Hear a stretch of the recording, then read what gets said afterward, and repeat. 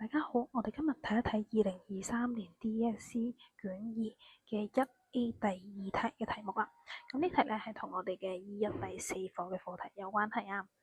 咁我哋咧呢一題度啊，佢參考兩樣嘢，參考雌激素同埋 FSH 之間嘅相互關係，解釋小定喺個血液測試裡面 FSH 嘅水平整體嘅結果。咁呢個咧其實就唔需要望呢個嘅題目提供嘅一啲資料俾你噶啦。唔知大家仲有冇印象咧？我哋嘅雌激素同 FSH 嘅相互關係係啲乜嘢咧？其實我哋會諗得到，其實雌激素嘅同 FSH 嘅相互關係咧，就佢會抑制我哋嘅 FSH 嘅分泌。OK，咁呢個咧係第一分佢哋嘅相互關係啦。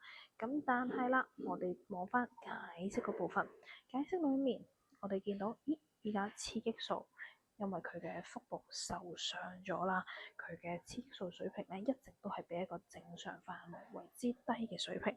咁而家佢雌激素水平咁低，仲可唔可以抑制到我哋嘅 FSH 咧？抑制唔到啊！呢個咧就係佔咗我哋嘅第一分。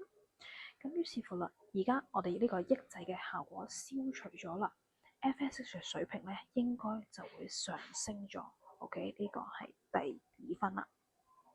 所以啦，我哋見得到係望翻幅圖啊，FSH 嘅水平，譬如我哋用第12至16日呢個做例子啦，FSH 水平其實比起正常範圍咧高咗好多，或者啦，再俾多一日你睇啦，我哋見到其實17至28日呢個期間咧，其實個 FSH 水平咧都係比正常為之高咗㗎，咁所以啦，我哋就會見得到呢一個趨勢喺度，total 就係3分啦。